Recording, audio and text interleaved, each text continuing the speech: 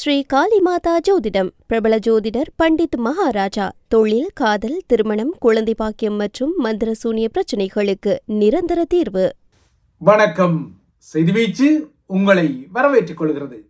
இன்றைய செய்திவீச்சிலும் இலங்கை நிலவரங்கள், தமிழகத்தில் தேர்தல் அறிவிக்கப்பட்ட நிலையில் அது தொடர்பான நிலவரங்கள் மற்றும் மத்திய கிழக்கு போர் நிலவரங்கள், பிரான்சில் இடம்பெற்ற உள்ளூராட்சி தேர்தல் களத்தின் முதற் சுற்று நிலவரங்கள் காத்திருக்கின்றன.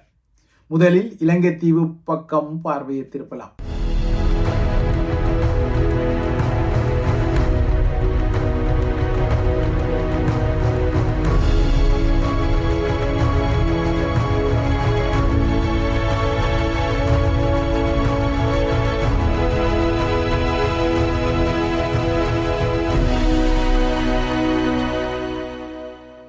ஈயத்தை பார்த்து பித்தளை ஈயென இழித்ததாம் என ஒரு பழமொழி உண்டு. அந்த பழமொழி போலவே 2022 ஆண்டில் இலங்கையின் பெரும் பொருளாதார நெருக்கடியுடன் நாட்டின் பெரும் சக்தி வள நெருக்கடி தலைதூக்கிய நிலையில் இந்த தீவிர நிலையால் இடம்பெற்றது அறகலைய எனப்படும் புரட்சி என்பது நீங்கள் அறிந்த விடயம். இந்த அறகலைய கிளர்ச்சியால் கோட்டாபாய ராஜபக்ஷ, அப்போதைய அரசு தலைவரான கோட்டாபாய, நாட்டை விட்டு ஓடுவதற்கு முன்னர் அவரது அமைச்சரவை பதவி விலகிய காட்சிகள் எல்லாம் நீங்கள் அறிந்த காட்சிகள். அப்போது கோட்டாபாய ராஜபக்ஷ 2022 ஏப்ரலில் ஸ்ரீலங்காவின் மின்சாரம் மற்றும் எரிசக்தி அமைச்சராக காஞ்சன விஜயசேகராவை நியமித்திருந்தார். அறகலைய கிளர்ச்சியால் கோட்டாபாய பதவி விலகிய பின்னர் ரணில் விக்ரமசிங்க ராஜபக்ஷக்களுடன் ஒரு டீலை போட்டு அரசு தலைவராக பொறுப்பேற்ற பின்னர் இதே காஞ்சன ரணில் ஆட்சியிலும் எரிசக்தி அமைச்சராக இருந்தபோதுதான் அவர்தான் இலங்கையில் அப்போதைய எரிசக்தி நெருக்கடியை சமாளிக்க, குறிப்பாக எரிபொருள் விநியோக நெருக்கடியை சமாளிக்க குயிக் ரெஸ்பான்ஸ் எனப்படும் QR துரித பதில் குறியாக்க எரிபொருள் விநியோக முறையை 2022 ஆகஸ்டில் இலங்கைக்கு அறிமுகப்படுத்தியிருந்தார். அப்போது இந்த QR முறையில் பல தவறுகள் இருந்தாலும் இந்த நடைமுறை இலங்கையில் நடைமுறைப்படுத்தப்பட்டது. 2023 ஆண்டு செப்டம்பர் வரை இந்த முறை இருந்தது. அதன் பின்னர் ரணிலின் நகர்வுகளால் IMF டீல் கிட்ட, டொலரும் கிட்ட, அந்நிய செலாவணி ஏற இந்த பங்கீட்டு எரிபொருள் முறைமை கைவிடப்பட்டது. அவ்வாறாக கைவிடப்பட்ட இந்த QR பங்கீட்டு விநியோக முறை மீண்டும் அனுரவின் ஆட்சியில் வந்திருக்கின்றது. அனுரவின் அரசு தலைவர் பொறுப்பேற்பிற்கு பின்னர் 2024 இடம்பெற்ற பொதுத் தேர்தலில் ராஜபக்ஷக்களின் ஆதரவாளராக இருந்த காஞ்சன விஜயசேகர மாத்திரையில் அனுர தரப்பால் தோற்கடிக்கப்பட்டார். அந்த தேர்தலில் தங்களுக்கு QR பங்கீட்டில் எரிபொருள் தந்த முகமாட்சி என காஞ்சன விஜயசேகர மீது வாக்காளர்கள் அனுதாபம் காட்டவில்லை, அவருக்கு வாக்களிக்கவில்லை. ராஜபக்ஷக்கள் மீதான சீற்றம், அவருக்குரிய வாக்குகளில் கஞ்சத்தனத்தை காட்ட காஞ்சன தோற்கடிக்கப்பட்டார். இவையெல்லாம் நீங்கள் அறிந்த பழைய கதைகள். இப்போது ஏன் இந்த கதைகள் என நீங்கள் நினைக்கக்கூடும், ஆனால் விஷயம் இருக்கின்றது. குறிப்பாக இந்த QR கோட்டில் ஒரு புதுக்கதையை சொல்ல வேண்டி வருகின்றது. அதாவது அன்றைய ரணில் ஆட்சியில் காஞ்சன விஜயசேகர அறிமுகப்படுத்திய இந்த QR பங்கீட்டு முறையை JVP மேற்பார்த்த அப்போதைய அனுர தரப்பும் அவரது மாலிமாவ ஆதரவாளர்களும் கடுமையாக கேலி செய்திருந்தனர், கடுமையாக இதனை விமர்சித்திருந்தனர். ஆனால் இப்போது ஈயத்தை பார்த்து பித்தளை ஈயனை இழித்தது போல அதே QR பங்கீட்டு விநியோக முறையை அப்போது கேலி செய்தவர்களை உள்ளுடனாக கொண்ட தற்போதைய அரசாங்கம் செயல்படுத்தி கொள்ளும் கர்மா திருப்பி தாக்கியிருக்கிறது. நேற்று முதல் இந்த QR நடைமுறை இலங்கையில் இருப்பது நீங்கள் அறிந்த விடயம். மறு அறித்தல் வரை இந்த விரைவு பதிலளிப்பு, அதாவது குயிக் ரெஸ்பான்ஸ் எனப்படும் QR குறியீடு இல்லாமல் எந்த எரிபொருள் நிலையத்திலிருந்தும் இலங்கையர்கள் எரிபொருளை பெற முடியாது என்பதும் அறிவிக்கப்பட்டுள்ளது. நாட்டில் போதிய எரிபொருள் கையிருப்பு இருப்பதால் இவ்வாறான QR பங்கீட்டு முறையெல்லாம் நாட்டில் நடைமுறைக்கு வராது என கதையளந்த அனுர அரசாங்கம் திடீரென இலங்கையர்கள் நேற்று காலை கண் விழிக்கும் காலை 6 மணிக்கே இந்த QR விநியோக முறை நாட்டில் நடைமுறைக்கு வந்துவிட்டதாக அதிரடியான ஒரு செய்தியை வெளியிட்டு கொண்டது. ஆனால் நேற்று மதியம் தாண்டியும் இந்த பதிவை செய்யும், அதாவது அந்த QR பதிவை செய்யும் இணையதளம் இழுப்பாணி சப்பானியாக வேலை செய்தது. இதில் ஏதாவது சிக்கல்கள் இருந்தால் இலங்கையர்கள் உதவி கோருவதற்காக அழைக்கும் 1919 என்ற தொலைபேசி இணைப்பும் வேலை செய்யவில்லை. என்னவோ ஏதோ என மக்கள் பதறையடித்து நேரடியாகவே எரிபொருள் விநியோக நிலையங்களில் குழும இல்லைனால் திரள அந்தந்த இடங்களில் பெரும் கூட்டம் சேர இறுதியில் காவல்துறையும் எரிபொருள் நிலையங்களுக்கு அருகில் களமிறக்கப்படும் நிலைமையெல்லாம் நேற்று உருவாகி கொண்டது. யாழ்ப்பாணத்திலும் சிக்கல்கள் இருந்தன. நேற்றிரவு அனுரவின் தமிழ் முக அமைச்சரான ராமலிங்கம் சந்திரசேகர் தலைமையில் அலறியடித்து ஒரு கூட்டமும் இடம்பெற்றிருக்கின்றது. அதாவது சிஸ்டம் சேஞ்ச் அரசாங்கத்தின் வார்த்தை ஜாலங்களும் அவர்களின் செயற்பாடுகளும் வெவ்வேறானவை என்பது தற்போது நிரூபிக்கப்படும் வகையில்தான் யதார்த்தமான நிலவரங்கள் இருக்கின்றன. அரசாங்கம் நாட்டு மக்களை காலை 6 மணி முதல் இந்த பதிவை செய்ய சொல்லி சொன்னாலும், அதாவது QR குறியீட்டுக்குரிய எரிபொருள் விநியோக பங்கீட்டுக்குரிய பதிவை மேற்கொள்ளுமாறு சொன்னாலும் இந்த நடைமுறை இன்று வரை சிக்கலில் தான் இருக்கின்றது. ஆனால் கடந்த 10 நாட்களுக்கு முன்னரே பல தெற்காசிய நாடுகள் எரிபொருள் சிக்கன முறைகளை அறிவித்த நிலையில் இவ்வளவு நாட்களாக அனுர அரசாங்கம் என்ன செய்தது, ஏன் திடீரென உடனடியாகவே நேற்று காலை 6 மணி முதல் இந்த நடைமுறையில் குதித்தது என வினா எழுப்பும் மக்களின் மனநிலையும் இங்கு முக்கியமானது. இது அனுரவின் தேசிய மக்கள் சக்தி அரசாங்கத்தின் மீதான படிப்படியான விமர்சனங்களை அதிகரிக்க செய்கிறது. இதுவரை அரசாங்கத்தின் மீதான விமர்சனங்கள் அதிகரித்துக் கொண்டாலும் அனுர மீதான ஒரு ஈர்ப்பு மக்களுக்கு இருந்த நிலையில் இப்போது அனுரகுமார் திசாநாயக்காவின் வார்த்தை ஜால உரைகளை மீறி அவர் மீதான விசனமும் அதிகரிக்க தலைப்படுகின்றது. இந்த நிலையை அனுரமேனியா கொண்ட தமிழ் ஊடக அடியவர்களும் ஊடக குருமார்களும் உணர்ந்து கொள்ள வேண்டும். அவர்கள் தமிழ் மக்களுக்கு தமது அனுரமேனியா சோசியல் மீடியா கடையை விரித்து நுட்பமான கட்டியடிப்புகளை செய்த நிலையில் முன்னர் யாழ்ப்பாணத்தின் சுயேட்சை எம்பிக்கு பரிவட்டம், அதன் பின்னர் சொந்த துணைவியின் வயிற்றெரிச்சலை கொட்டும் தமிழக வெற்றி கழகத்தின் விஜய்க்கு பரிவட்டம் என அங்கும் இங்கும் தாவும் அடியவத்தனங்களும் சோசியல் மீடியா தளங்களில் இருக்கும் நிலையில் அவ்வாறான அடியத்தனங்கள் குறைக்கப்பட்டால் புண்ணியமாக கூட சிங்கள மக்களிடம் கூட இப்போது அனுரமேனியா படிப்படியாக தேய்வுக்கு வருவதை தமிழ் அனுரமேனியா சமூக ஊடக முகங்களும் உணர்ந்து கொள்ள வேண்டும். இப்போது மத்திய கிழக்கு பொறுத்தவரை பார்சிக வளைகுடா, ஹோமூஸ் நீரிணை, ஓமான் வளைகுடாவை சுற்றி இதுவரை குறைந்தது 20 கப்பல்கள் தாக்குதலுக்கு உள்ளாக்கப்பட்டுள்ளதால் மத்திய கிழக்கு நிலவரங்கள் இப்போதைக்கு தனிய போவதில்லை என்பது நிதர்சனம். இதனால் அனைத்து நாடுகளுக்கும் இலங்கை உட்பட மிக இறுக்கமான எரிபொருள் முகாமைத்துவம் தேவைப்படத்தான் செய்கின்றது. ஆனால் இந்த முகாமைத்துவத்தை செய்யும் தரப்புகள் அதில் சொதப்பிக்கொள்வது அனுர அரசாங்கத்திற்கும் பொருத்தமாக தற்போதைய நிலையில் உள்ளது. ஏற்கனவே குறிப்பிட்டது போல முன்னர் எள்ளல் செய்த அதே QR முறையைத்தான் இப்போது அனுர அரசாங்கம் நடைமுறைக்கு கொண்டு வந்திருப்பது எதிர்க்கட்சிகளில் இருக்கும் போது என்னதான் விமர்சனங்களை தொடுத்தாலும் ஆட்சி தரப்பு என்று வந்துவிட்டால் அவ்வாறான நடைமுறைகளில்தான் தாமும் குதிக்க வேண்டும் என்பதை அனுர அரசாங்கம் இப்போது நிரூபிக்க தலைப்படுகின்றது. இவை இலங்கை விடயங்கள். அடுத்து தமிழக நிலவரங்களை நோக்கிக் கொண்டால் தமிழகம், புதுச்சேரி சட்டப்பேரவை உட்பட்ட சில மாநிலங்களின் சட்டப்பேரவைக்கு தேர்தல் அறிவிக்கப்பட்டுள்ளதால் இன்று தமிழகம், புதுச்சேரி, கேரளா, மேற்கு வங்கம், அசாமில் தேர்தல் நடைமுறை விதிகள் நடைமுறைக்கு வந்துள்ளன.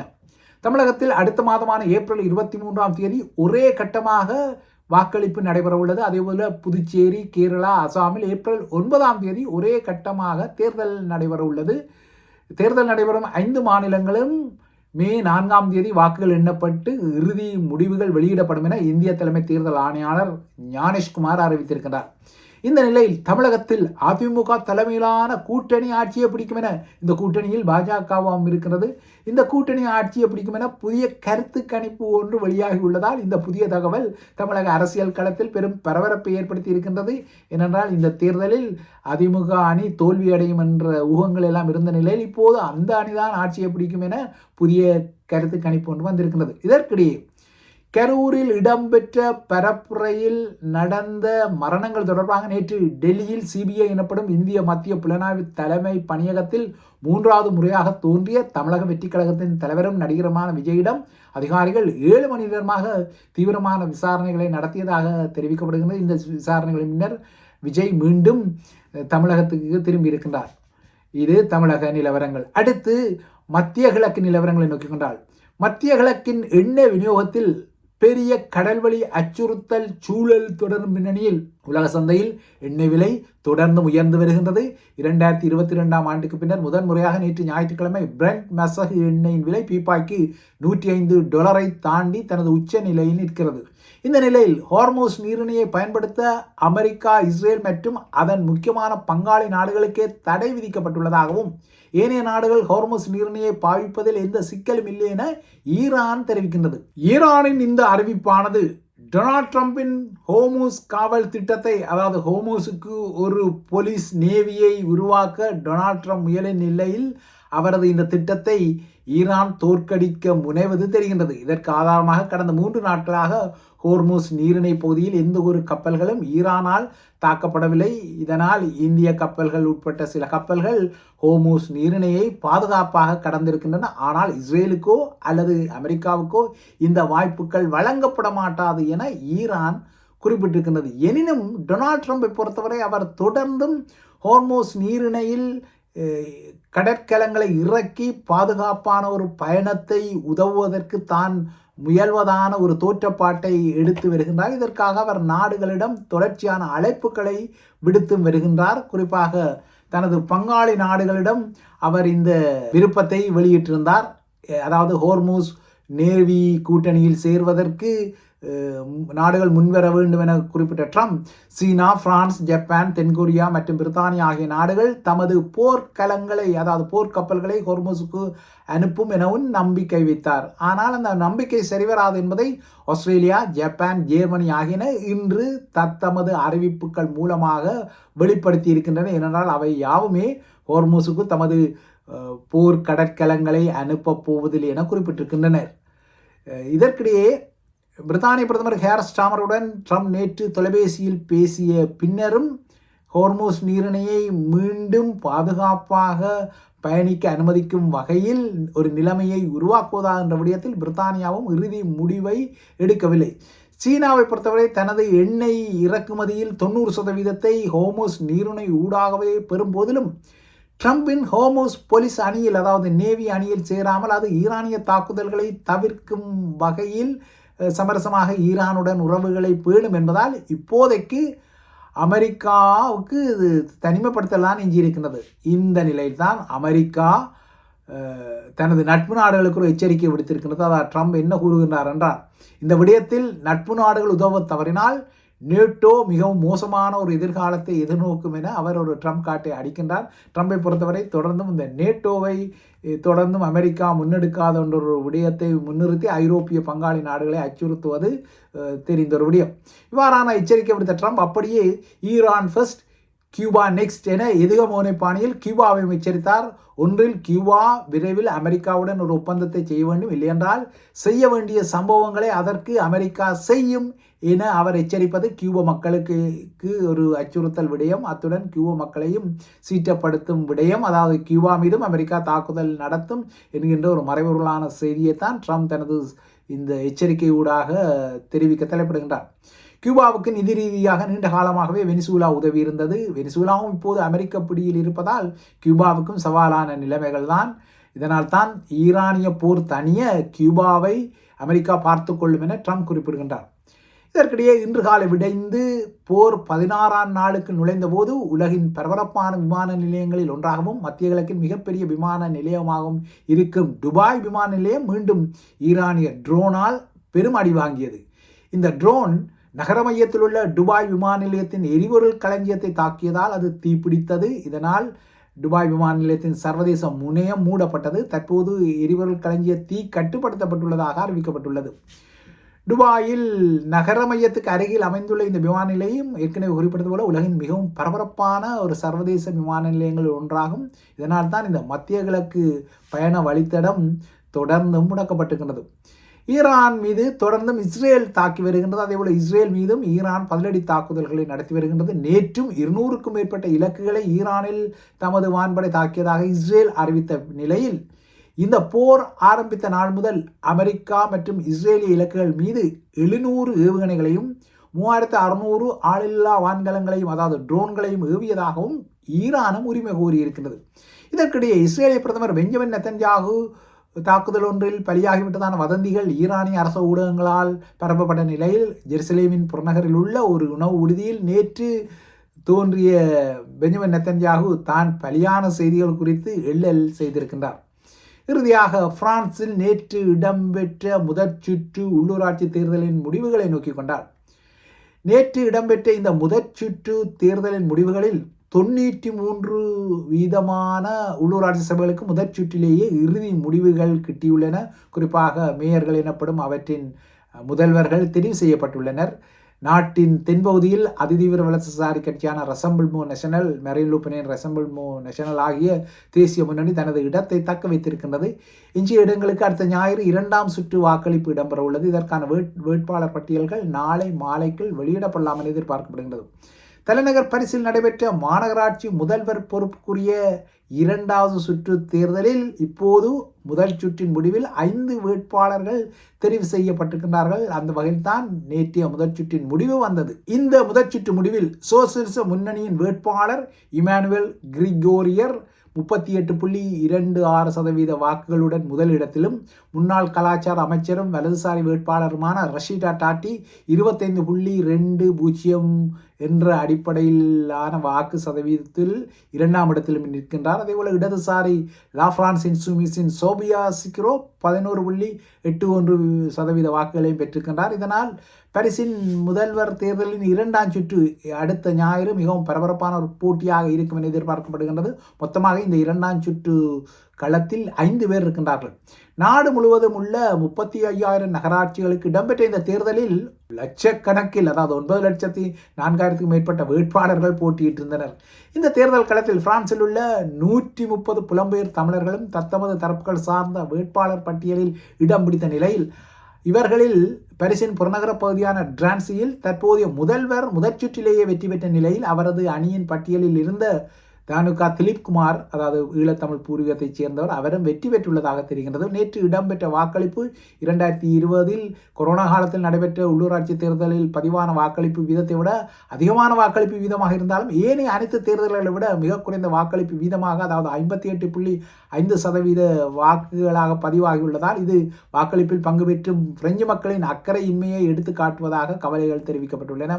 இந்த தேர்தலில் அரசு தலைவர் இமானுவேல் மேக்ரானின் கூட்டணி வீழ்ச்சியுற்றாலும் அவரது மறுமலர்ச்சி கட்சி 100 முதல்வர்களை மீண்டும் பெற்றுள்ளதாக கட்சியின் தலைவர் கேப்ரியல் அட்டால் ஊடகங்களுக்கு தெரிவித்திருக்கின்றார். நாட்டின் தென்பகுதியில் ஏற்கனவே சொல்லப்பட்டது போல அதிதீவிர வலதுசாரி கட்சியும் முன்னேறி இருக்கின்றது. அடுத்த வாரம் இடம்பெறவுள்ள இறுதி சுற்று மிகவும் பரபரப்பான ஒரு சுற்றாகவும் முக்கிய முடிவுகளை வெளிப்படுத்தும் சுற்றாகவும் இருக்கும் என கருதப்படுகின்றது. பிரான்சில் அடுத்த வருடம் அரசு தலைவர் தேர்தல் இடம்பெற உள்ள நிலையில் அந்த தேர்தலுக்கான நாடிபிடிப்பு தேர்தலாக நேற்றைய முதற் சுற்றும் எதிர்வரும் ஞாயிறு அன்று இடம்பெற உள்ள 2ஆம் சுற்றும் அமையும் என எதிர்பார்க்கப்படுகின்றது. இவைதான் ஐபிசி தமிழின் செய்தி வீச்சு. தொடர்ந்தும் ஐபிசி தமிழுடன் இணைந்திருங்கள்.